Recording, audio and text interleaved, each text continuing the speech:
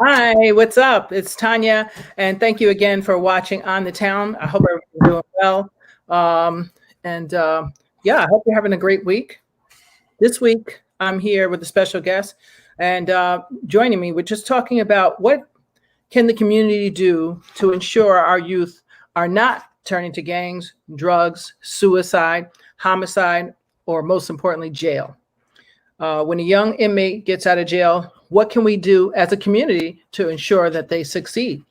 So, our guest today was one of those youth who made bad choices as a teen, but he received his degree and now not only is he an engineer, but he's an author and a community activist. Please welcome Prince Mapp. Hi. Hey, what's going on? What's going Thank on? you so much for joining us. We really appreciate you. Thank you for having me. Thank you. So I saw your book that you wrote, Silk Tears. Can you share a piece of the story of that? And I'll tell you why that drew me to want to have you on the show. I mean, it's an exaggerated truth, so it's but a lot of it is speaks to my youth growing up. Mm-hmm. The main part is the beginning where my father overdosed on drugs. Yes. It was actually on my sister's birthday, June 19th, and actually Father's Day. Mm. And that was, I don't care. No matter how bad the world seemed my dad, no matter what was some of his shortcomings, as a little kid, you don't see those things. You see your dad as your superhero. Right. And I rather had hung out in a shooting gallery, which was a place where heroin addicts go shoot drugs, than being a nice warm house with my mom and my other brothers and sisters. That's just how I rather rolled. What I mean? I spoke to some of those things, and I refer to the character of Prince and his brothers, Dennis, as two brothers who lived in two different worlds. Right. Because in the reality of it, we did live in two different worlds. My dad had other kids from other women, and I lived with my mom and my other brothers and sisters. And one world was where we was doing well, and there was another world where we were not doing well. Right. So I spoke to some of those things in my book. Well, one of the things I thought about from the book that really touched me, I still didn't get through the whole book yet, to be honest, but I was just so drawn in with the scene when you gave when you went to visit your brother, and you had these clothes for him, the underoos or whatever it was, Right. And then you had you split your gumballs, or what do you call them? Gumballs. Yeah, you split them in half. That was tearjerker for me, because it was like, look at this. You were willing to give your last. And as a kid, to me, this speaks volumes that no matter what you did in your life, if you go back to that moment, you were always a giver. You know what I'm saying? So it doesn't shock me that even though you went to jail, that you came out, that you're a giver, because that's what your true nature was. You know what I mean by that? Always been the same way. Even, I spent a lot of time in prison. I spent half my life in prison, and Right. Always been the same way. And the cherry balls that you're referring to, Yeah. was something that I loved. My dad used to take me to the penny candy store, and I used to get I used to have $1, so I used to get 60 cherry balls and 40 fish, or 50 cherry balls and 50 fish. And no matter what, I always wanted to buy enough, because the more cherry balls you had, the more you can share with people. What I'm saying? You always had, and it's ironic, but being around heroin addicts, they always want candy. Yeah, I know, sugar. They know I was the one with the candy, so yo, hey man, give me a cherry ball. You know what I mean? So that was just part of my life that I remembered, that I was able to. I actually wrote Silk Tears while I was in solitary. Oh, you did? Yeah, I wrote it in a box when I was in prison. Wow. And like on little pieces of scrap paper, and it actually came together, as something people love. I'm impressed now, even more impressed that you wrote it, because a lot of people get ghostwriters. So I was like, no, this sounds like it might be his real voice. Yeah, so it was very brilliant. My voice. That was brilliant. You made me feel like the young boy and his old experiences. That's the brilliant part of the book. It's hard to do that, to make the reader feel what you're going through. Right. know, and I felt that really touched me. And I thought, and the reason why also is because, I love working with young people. I used to be an addiction specialist. And then I worked in the jail. So I've been around young people in various forms. But to hear this book, to read this book was very inspiring. And the fact that you brought it back 360 and that the stuff that you do now is just amazing. So I appreciate it, and I value it. And I think that there's a lot to be taken from this. So one of the things I wanted to ask you about in the book was drawing from a factor that drew you, what drew you into the street life? And I'm not going too far back. I want to come ahead, but just a little for the audience viewers. So a lot of it was based on bad choices, you know what I'm saying? Because to be honest, I didn't grow up in a terrible household. I grew up with some drugs in my house. I grew up with some abuse in my house and stuff like that. But unfortunately, that was like normal in my family. I grew up in South Jamaica, Queens, and it was like that was happening in most households where dads wasn't always around and mom was holding it down, and like I said, I love my father. But my father, he did abuse my mom. He did hit my mom from time to time, and I saw these things. So I grew up in a somewhat normal house, but I was always attracted to what went on outside my home. Whether it was on Rockaway Boulevard, Sufton Boulevard, Garibro, those areas was somewhat attractive because I grew up around drug dealers. And one of the things that I was speaking to my little brother about this other day was there was a time when my mom's remarried, and she married unfortunately she married a man who we didn't really get along with, and we was accustomed to a certain way. Like we wore pro kids, we wore whatever we wore, we wore them, and he came in and he wanted to switch that up. And one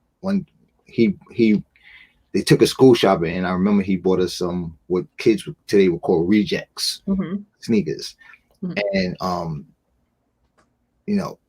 I wouldn't say 99% of the school laughed at me and my little brother when we brought him to school that day. And that's when I first experienced bullying.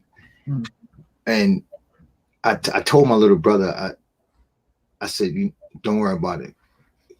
We ain't never gonna go do this again. You know what I'm saying? And literally that's when my mindset changed, and when I decided to really take it to the streets. You know what I'm saying? And once I took it to the street, I actually sold the same thing that killed my father.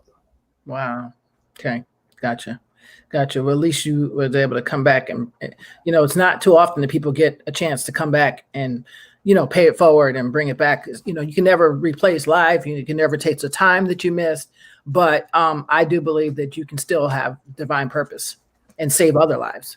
You know what I'm saying? Absolutely. So I was appreciative. One other thing I found was very interesting. How did you get celebrities to help pay for the education? Because I know they took that out at some point where they educate you for free. How did you do that? A lot of celebrities, when we was in Sing Sing, a lot of celebrities was inspired by our transformations, about the men that we had become while behind the wall in prison. Through so much adversity, so many things that we had experienced, leading up to coming to prison and being in prison, and still was able to thrive. I don't think no one in my class had a GPA under 3.6. You know what I mean? The papers that we were writing was so inspiring that teachers was coming in and asking, could they take it to because they was on campus professors and inside professors, can they take them and read them to their class? And they saying the quality of work that we were turning in was 10x better than work that they was getting in the campus. So this started to spread. Then individuals like Harry Belafonte, Ice-T and Coco, Usher, they started to hear about us. And amazing man, his name is Sean Pika. He's located in Austin, New York right now. He actually did some time in prison himself. He started a program called Hudson Link, where he brought that that connection between celebrity and philanthropists who wanted to invest in prison when Pataki didn't want to invest in us. When the New York State government didn't want to invest in prison. They actually took it away. They took all, because let's be real. The investment is not in making you better in prison. The investment is in making you worse. That's right. They make so much money by housing you in prison. Yep. And the CEOs get the overtime and all these other things, these other jobs that's created for just for one person coming to prison, that it doesn't make sense to invest into your education. They can spend to house one individual for about 25 years. It might cost the state about $15 million. Yeah, that's a lot of money. That money, that $15 million can change probably 100,000 kids' lives. Absolutely. You know what I'm saying? If you invest in kids early, instead of building the cell, because and this is not a rumor. This is not a theory. There's truth that jail cells are built by 6th grade test scores. So they can tell from the 6th grade test scores how many jail cells they need to build. So when you see a child failing, like they knew I was coming. In 6th grade, they knew I was coming. They knew I was going to be there at 18. So they had a cell with my name on it. Now that to me is just mind-boggling. And I know I worked in a jail, so I know what it is. It is all about money. And you see now they're trying to privatize it so that they have inmates go home with because people are screaming like, no, we can't do this anymore because the recidivism rate is through the roof. So apparently something's not working. Let's do something different. And they're like, wait a minute, that don't have nothing to do with my money. So what they're trying to outslick us and do is put the ankle bracelets on people and send them back home. Keep them in prison. What does that mean? Yeah, keeping you in prison. Yeah, you just save their money on space, put you in home and put the community in danger. And now boom. And you're still not addressing the truth, which is education. What else? For young people, community centers. Because I remember a time where there was lots of boys and girls clubs or community centers or activities for young. We had a skating rink. I know Queens, I think they still have that skating rink out there. I think, what was the name? Skate Key? Something like that? I don't know. I think Skate Key is closed. Oh, it is? Okay. Skates, they have Skate Key. I think they have skate ring in Long Island, but I don't know if they have one in Queens still. But it's sad. And a lot of it comes from how we label our youth. I stopped calling youth in our neighborhood high risk and started calling them under-resourced. Because one thing, when we put a label on them, so the first thing is this: when you put a label on a child, and you can dehumanize them. Yes. You know what I'm saying? And when you take that humanity away from them, and when you can objectify a child and call them a nigger, a spick, a juvenile, or whatever you want to call them, it takes away their humanity. So once you can objectify them, they turn into an object. If I had this pen and I throw it, it's nothing. I throw it on the floor, I don't feel any way. But if I have a baby in my hand and I throw it, it's something. You know what I'm saying? I wouldn't throw it because it's not an object. Right. So when you turn a person to an object, you can discard that person. That's why it was easy for me, myself, to take a life, because I objectified people. You know what I'm saying? And that's what systemic oppression is. They objectify our youth and turn them into Tanya, give me one positive word behind juvenile. Sanima. I know what you're saying. Juvenile delinquent. Yes. There's no positive words that come behind the word juvenile. The word juvenile shouldn't exist, just like midget shouldn't exist, just like faggot shouldn't exist, just like nigga. Juvenile shouldn't exist. Because once you allow that word to exist, that means you got to place something to it. Are you actively trying to do anything to change that through petitions or anything, or you're just staying on the level of helping the young people? My goal is to try to lead by example, and give at least one person the first chance, because everybody say, oh, he's getting a second. They never even had a first chance. Right. You know what I'm saying? Like the system is designed for them to fail. Exactly. Our education. Systemic, like right now, right? Our youth are facing multiple pandemics. Oh, I know. Pandemics, not just COVID-19, police brutality, systemic oppression, education, violence, lack of jobs, Mm. multiple, and been facing them. This is nothing new. Right. So when you want to bring up a question like, why are we, why are we so violent in 2020? I feel like they don't got nothing to live for. You think they not watching what's going on? Just because they walk over there oblivious that they don't see what's going on at the Capitol? That you don't see what's going on? I was going to ask you that because I feel like I keep, like today I heard about another shooting. I was like, oh God, here we go again. But people say it like, oh, look, they're killing themselves. And I'm like, that's not the tone you should be using. You should be using like, wow, we are really failing our youth. That's what you should be thinking. Because how many people want to go around who wants to like actively say, I'm going to be a drug dealer or I'm going to have a gang turf war. But my problem with that, with the whole, labeling out kids in Chicago and like they always, point out the inner city areas. But what they never do is point out you have just as many mob hits, especially back in the day. Now I ain't hearing too much about them. But back in the day, oh yeah, we found two bodies in a plastic bag chopped up.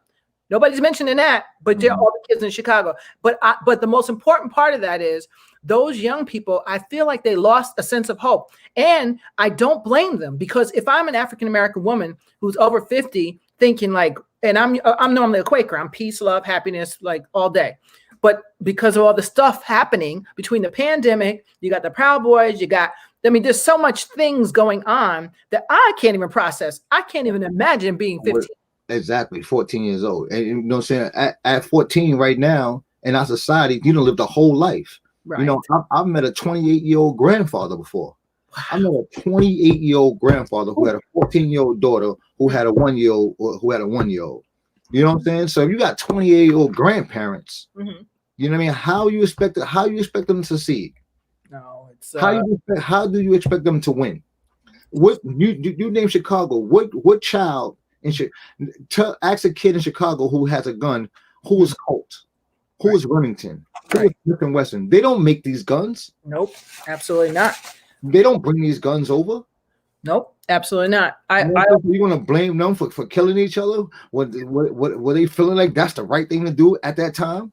With a game of survival that they're playing in these streets? Right. Where their father was with me, where their mom doesn't have time to tend to them because she got 4 other kids that she got to deal with. Right. I'm not putting the mother on drugs. I'm not, you know what I'm saying? I'm not doing none of that stuff. But the mother is occupied. Right. You can't even raise your kid. Now that kid has a kid. Then you turn 28 and your 14-year-old kid has a kid. Wow, that is and so you repeat the cycle over and over again. Is basically what you do. But what can we do? I mean, because I always have this. I work with foster youth, as you know. I have a nonprofit, and I love, trying to figure out ways to, as a community. I'm very big on community because even though I grew up a foster child and I found everybody later, that's great. The one thing I remember as a foster child that really helped me, community. So even when your parents are not there or there's something else going on, you have that link. There's another sub link to go to that makes you happy, that makes you feel worth something, that makes you feel like you can do something. So I always had somebody in my ear on the other side saying, hey, Tanya, you could do this. Tanya, you could do that. And I can name plenty of people in my community that I think had I not had them, I probably would have turned out just a little bit different, even in the suburbs. So what can we do? What if I knew a young person got out of jail, what's something that I can do to try to make sure that they don't go back again? So there's a few things we could do, but the first thing I want to say is we got to identify and invest, right? So so just like what you just mentioned, someone coming from jail, the parole officer know where to find him. The parole officer know how to come to his house and give him stipulations. The same way we can identify when it's time to take them to jail, we can identify them when it's time to take them to success. You know what I'm saying? The same way we could draw a chart of every kid in South Jamaica, Queens, and have them all over the chart and say, this kid is doing this, this kid is doing that, this kid is doing that. Why we can't draw the same chart and say, let's put this kid in Georgetown, let's put this kid in St. John's, let's put this kid in Coca-Cola, let's put this kid here. No, we don't say, let's put this kid in Attica, this kid is going to Auburn, this kid is going here, this kid is going here. So we got to be able to identify and invest. When it's unfortunate Mm-hmm. These kids don't have life insurance. No. And when these kids get killed in these streets, we have to raise money to bury them. Mm. Right? So we can raise money to bury them, but we can't raise money to save their life. Why we can't raise money for them while they're alive? Exactly. Why do we have to wait till they're dead to raise $20,000 to bury them? When we could have raised the same $20,000 the day before they was killed and gave it to them and changed their life. Right. In the moment. Right. In the moment. So identifying and investing is the first thing we need to do. Right. Then we need to change the narrative. Mm. We need to change the narrative of how the system looks at them. Stop looking at them as juvenile delinquents and looking at them as the next leaders of our country. Right. You know what I'm saying? Like we got 100 people in Congress and 100 people in the Senate. Like they're only thinking about their families. Yep. They're only thinking about their family. Their family is going to be the ones that's running the country. They're not thinking about, they could kid us with that rhetoric all day long about the communities they love and the community they want to protect. If they're not progressive and they're not being proactive in the communities, they don't care nothing about you. Once they get their vote, you don't see them no more. Well, and that's that to me is really the first line of offense, because I'm seeing now things really change depending on those people that you put in. Because you can't really, it's like I can say all I want, but if no one's putting up community centers for me to have the free reading, I'm making that up, or to have the help with the GED, whatever we identify as what can we do to cut this off now and get this the right way now.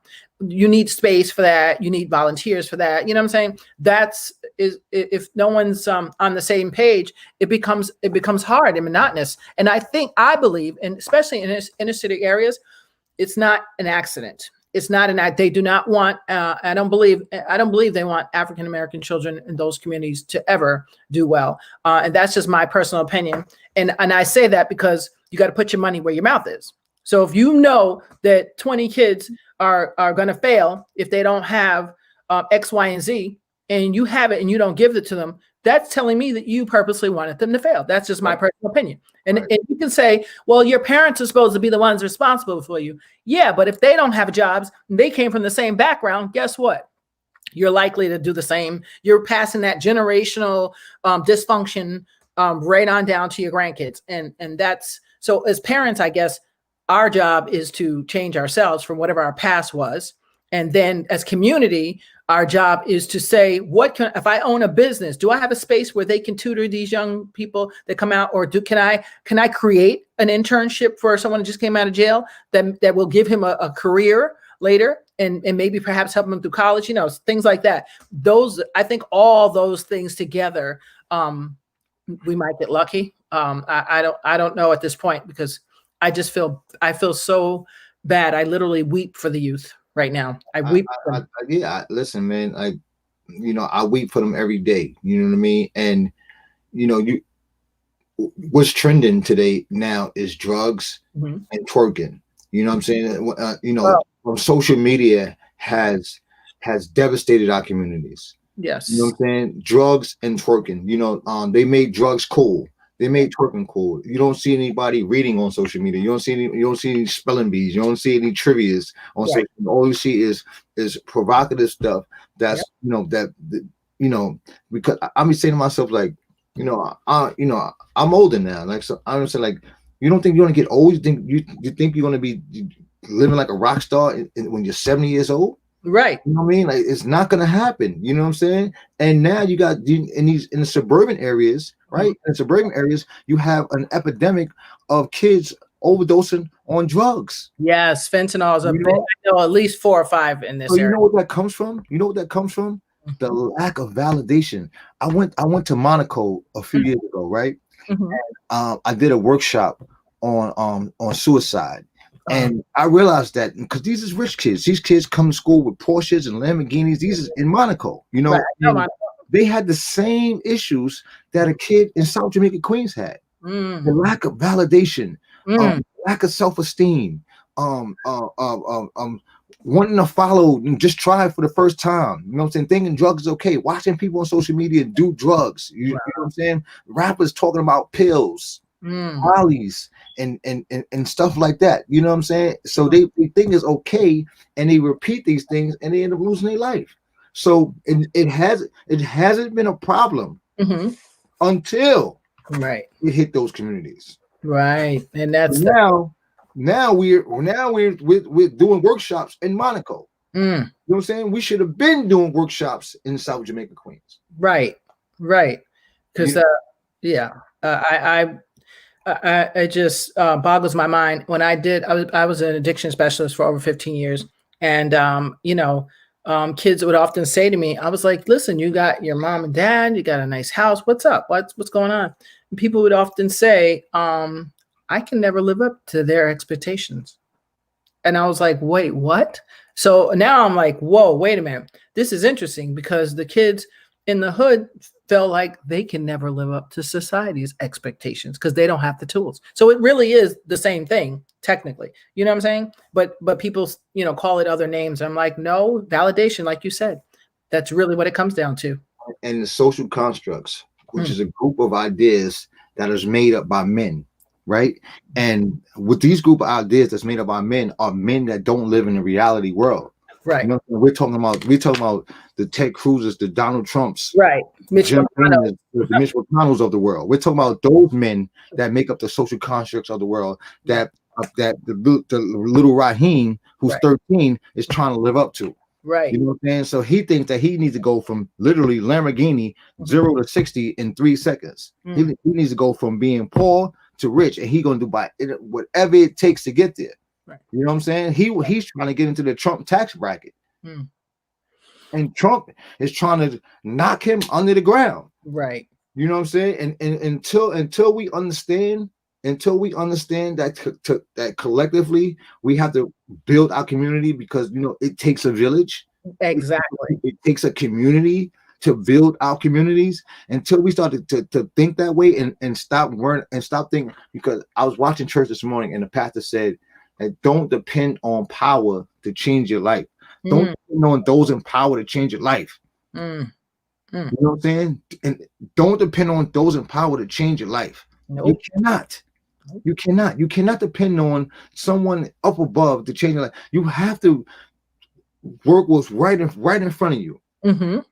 You know what I'm saying? These kids don't have any spirituality. Nope. No, and that none. I mean none. I mean none. I'm looking like, so I don't believe in God. I said, okay, you don't have to believe in God, but you still need some sense of there's something greater than yourself that's able to, because that's kind of, I mean, in my opinion, if when you hold on, no matter what's going on, I mean, people got 30-year sentences. What makes them hold on? You got people who lost their whole family. What makes them hold on? I believe it's some.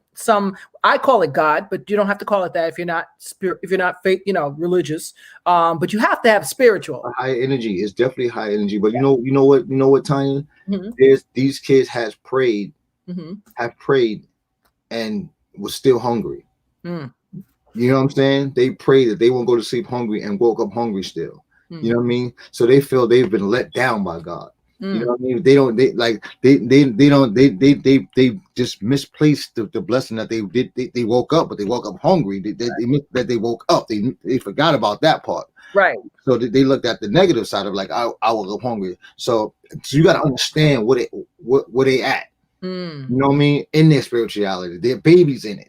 No matter how old they are, they're babies in it, and they don't understand it until they start to see some of the great things that God does for them. Right. You know what I'm saying? To get on and I'm not trying to preach, but I'm just saying, like, I understand what it's like to go to sleep hungry at night sometimes. I do too. You know what I'm saying? I understand. You know what I mean? And I understand what it's like to pray for something and not get it.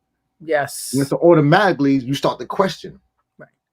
So what made, I mean, that's the thing though. What made you or me or anyone who rose above that, what's that thing that made us actually be like, all right, one more day, I'm gonna try it again. What is that? Like, we can't even, that's something that we can't just like drink this water and then boom, you got it. Now you're gonna have, because that's when it happens. You know what I'm saying? When you denounce whatever it is, because like you said, we're not going to talk about religion, whatever it is, when you denounce it all the way, then the next day you see something that happened in your life, you're like, oh my, it comes out your mouth. Oh my. Oh, wow. Then there it is. You know what I'm saying? But everybody had that oh my God moment. Yes. There it is. Yes. You know what I'm saying? There it is. And then life started to open up for you. Yes. I had to open, like, I when I was in prison, I was in Clinton Correction Facility, and I used to pray at night. I have to wake up. Okay. You know what I'm saying? I hated it. I hated being there so much. You know, they done beat me up. They done kick me down the steps. They done beat my friends up, and I didn't want to be there no more. So I used to pray like, you know what? I just hope I don't wake up here tomorrow. You know what I'm saying? Then when I woke up, I was like, oh God. Right. You know, I was like, oh God. And that's when that's in that moment is where I became disgusted with the person I used to be. And I said, I'm gonna go home, and I'm gonna make sure that I be the change that I want to see people become. That's right. The change you want to see. My favorite. You know what I'm saying? I got to be the change you want to see. You know what I'm saying? And you know what that takes? That takes being the best version of yourself. Because I already know what the worst version of me is. Right. I already know. The worst version of me is objectifying people and easily taking someone's life. Right. Easy.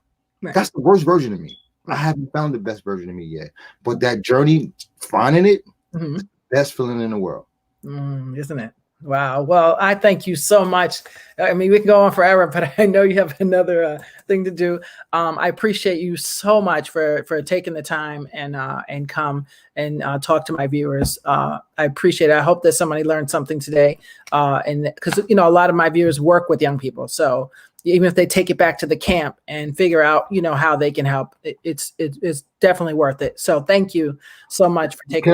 Can I just say one thing to the social workers and the people out there that work with young people? If they can, I just want them to think about something. I want them to think about, stop categorizing them as caseloads. Stop categorizing them as numbers. Stop categorizing them as left wing. You know, stop. Take those names off of them, because once you objectify them, you put them all in the same category, and you do them a disservice. You do them a disservice. Listen, man, they look at each individual as you. That is amazing. Wow. Look at each individual as you. You know what I'm saying? And once you do that, then you're going to treat them how you would treat yourself. Right. Exactly. Well, that's I just think wow, that's a good summary. I'm gonna have to end on that note. Treat them how you would treat yourself. And if you are in a specialist in addiction, if you work in corrections, if you work as a social worker, there is something for you to have learned today. You can rewatch the show on YouTube, guys. And I thank you guys for watching with us again. I hope that you will take what you heard today and take it back to the camp, because remember, as a community, we can do more together than we can alone. So thank you. I'm Tanya Cooper, your host, and you've been listening to author of Silk Tears. Please pick up the book, Amazon. He's a community activist, and the man's serious about his community. So check out Prince Mapp. Thank you so much. You're the best. You're the best ever. And we'll be seeing you guys soon. Thank you, guys. I appreciate it.